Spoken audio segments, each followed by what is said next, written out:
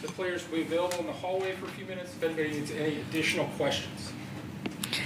Okay, we're just so excited to finally know who, when, where, what, just, some of those variables, put things into place. We're excited for the opportunity that's in front of us. We feel thrilled with the 6th seed. We feel like that is what our team worked hard to earn down the stretch. We're playing really good basketball and just really excited about the opportunity to showcase that again together. Questions for the players? Alexis, as a Lincoln resident, please tell me a little bit of just kind of what this moment means to you and what it kind of means to represent the Huskers in the tournament. Yeah, it's super special, always have dreamt of playing in the March Madness tournament, and now that we're a 6th seed, it's super special, and I'm excited to see what this team is going to do. So. Yeah, for any of you, just your initial reaction on drawing the opponent that you drew. Yeah, I think it's hard to look at all the projections and the bracketology and stuff because you really never know. So whatever number came out there, I think we were ready for it. And I think it's pretty cool that we got that 6th seed because I think that we deserve to be that high. And the projections had us a little higher than that, so I'm really honored that we were able to get that high. Why do you think you deserve to be that high, Jeff? I just think the way we're playing right now, I think this team has had some incredible wins, and if you go based on how we've played the last 10 or so games, I think that we are capable of beating any team in the tournament. So I think it's pretty cool that they could recognize that as well. As 6 of the players on this roster played in that game in 2022. Just how's that experience going to carry over into this tournament? Yeah, I think it showed that we really wish we had won that game, and I think it shows that we're not content with just being at the tournament. We really want to go there and we want to prove something. I think that playing in Minnesota really helped us this last week. And now we've had some experience of being in the tournament. It's not as shell-shocking. It's I think we're super excited to be able to go on a deep run and believe that we can do that. Have you been to that arena, Jess? I have. What's it like? They get a good crowd out there in Corvallis. I played there a couple of times. They have really good coaching staff and great players. So I'm excited. I mean, I like Oregon, so I'm excited to go back down there. Natalie, this is your first time in the big dance, March Madness. Just what are those emotions going through your head, and then also just how excited are you to play? I'm super excited. I've kind of dreamed of this ever since it came into the picture, and being able to do it with this group and the run we've had so far, I'm really looking forward to what we can do. Is it something you kind of thought coming into your freshman year at Nebraska that this would be your role too, having a big role in the team? I knew what this team was capable of, and I know they didn't make it last year, and my goal was to make it this year, and I think that I was able to help lead the team there. Coach, you guys make a pretty deep run in the Big Ten tournament. Just tell me how that kind of propels this team going forward into the NCAA tournament.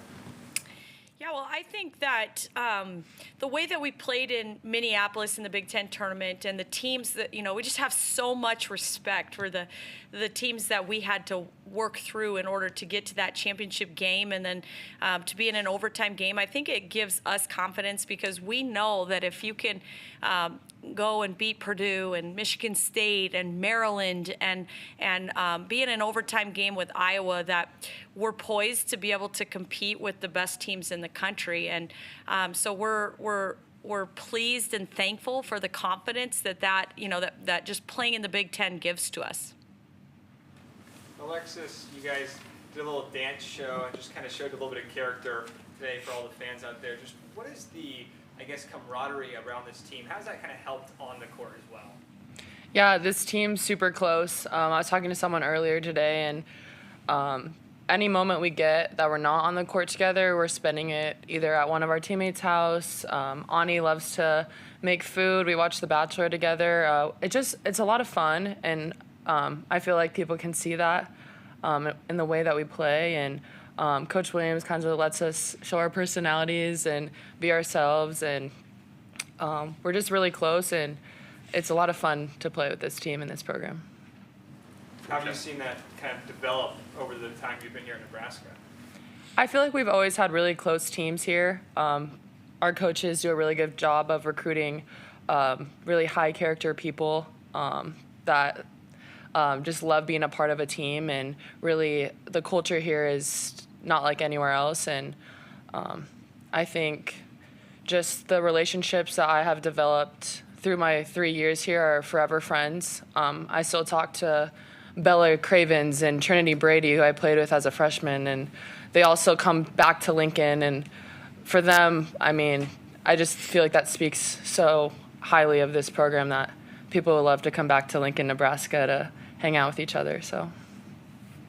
Coach, outside of having some fans in the stands as well, Coach Revelle was in the stands. Josiah Alec made his way out there as well. Just tell me about the overall support that your program has seen, not only just from Husker Nation, but also from supporting athletics as well.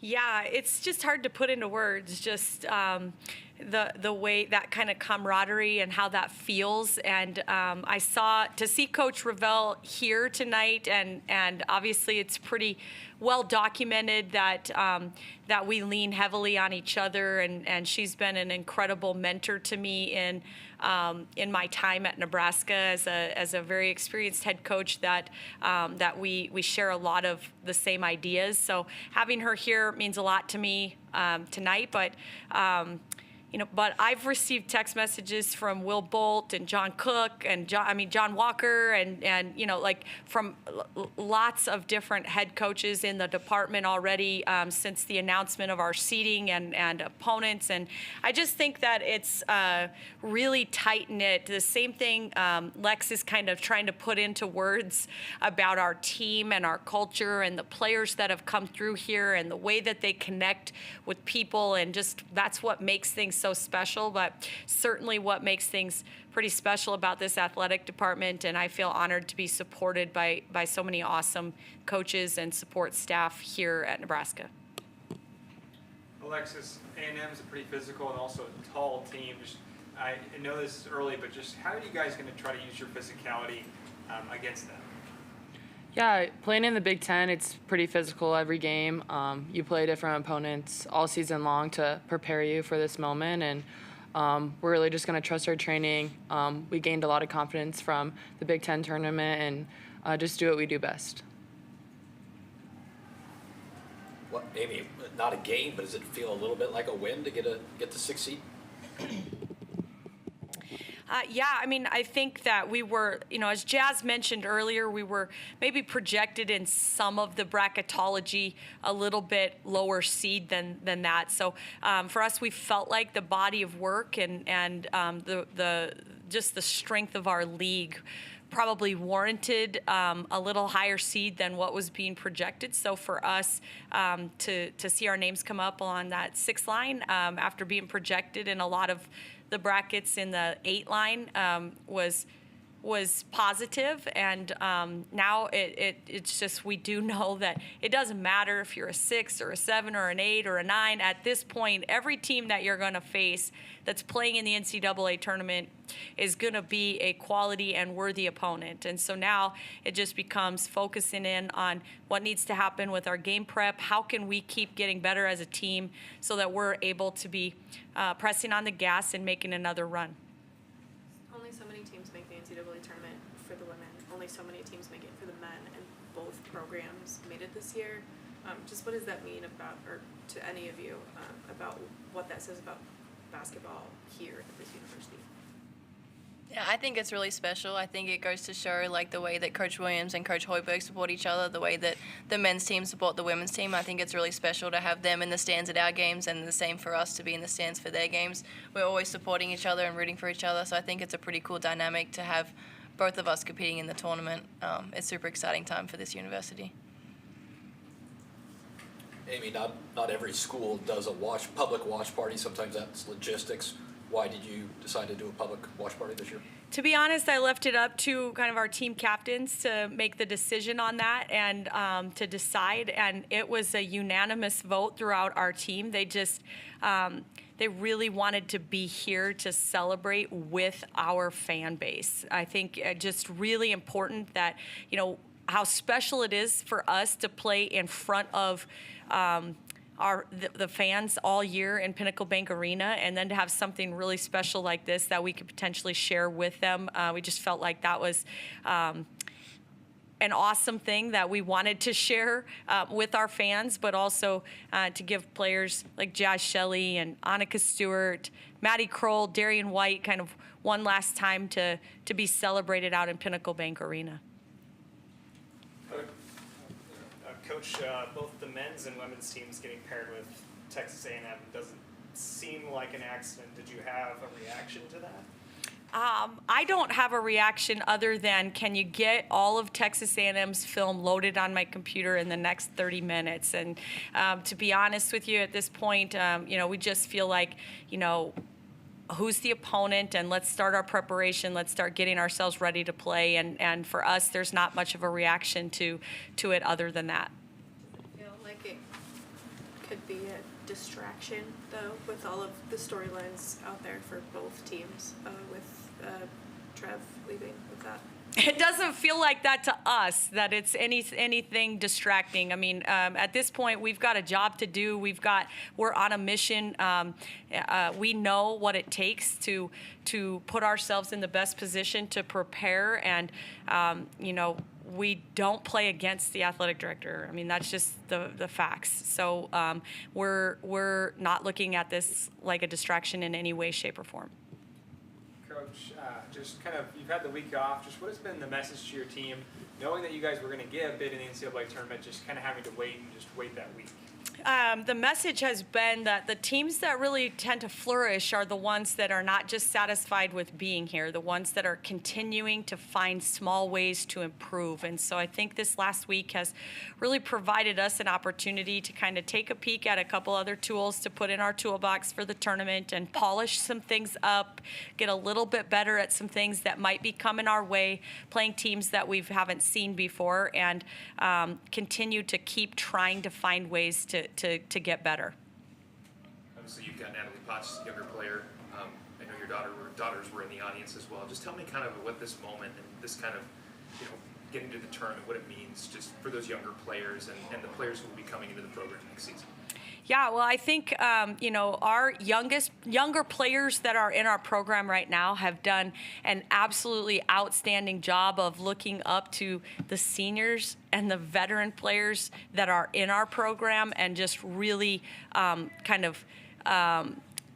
taking a ride on their wings and being able to see and understand and be coachable and to soak it all in, and the approach that players like Jazz Shelley, watching extra film, coming in extra, getting extra work, doing extra shots, Alexis Markowski, her positive self-talk, the way that she approaches things, Maddie Kroll, what she has to do on a daily basis just to be able to be out on the court every day with our team, as far as taking care of her body and the amount of hours of treatment and just extra that she does to be able to be out there. And all of those things are incredible lessons for our younger kids that have just soaked that all up and really understand how you do things to be, with that type of professional approach, to put yourself in positions. It's great leadership from our upperclassmen. It's really great leadership even from our underclassmen, being willing and ready to take all of that in and soak it up and absorb it. And I know that at least my daughter and our incoming freshmen for next year are also just riding this high with us, and so excited to be a part of this program. And we've got a lot of excitement and energy around our program right now, and we're excited to continue to build on it. Jazz or Lex, why did you vote for a public watch party tonight? Yeah, we just thought it was really important to have the people that supported us the entire way to have a piece of this win. They weren't a lot of them weren't able to be in Minnesota, and we think that we wanted to share that win with them as well. So it was really cool to have them out there today, and like I said, out there, no matter where we are, we feel their presence. So I think it was cool that we were able to share that with them.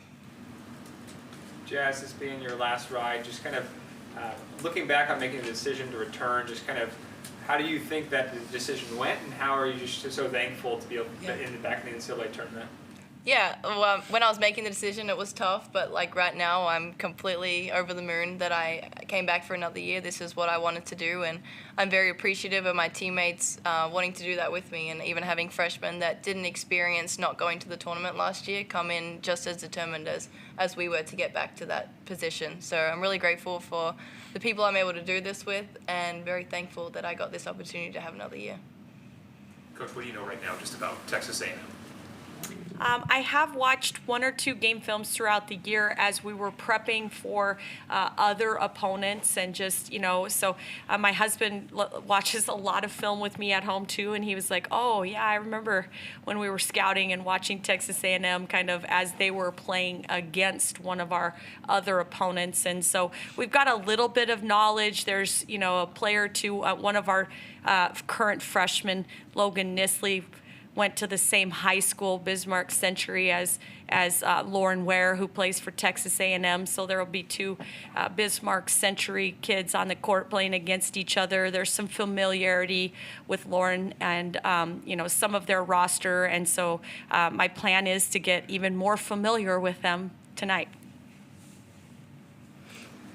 After you played in Minnesota, how many days did you give them off, or how long until you heard somebody bouncing down there, and how long until you had an official Well, we practice? gave them 2 days off, and it was 2 days off, and maybe against my better judgment, there was, even on that second day off, there were still kids trying to get in the gym and get shots up, and you almost have to fight them out of the gym. But 4 games in 4 days, and then we gave them a couple days off. I thought they maybe earned that. So but then we had got back after it after 2 days off, kind of stay in rhythm and get in the weight room and do some things this week that I've been really thrilled that we've been able to continue to show marked improvement on. Anything else? All right. Thank you, guys.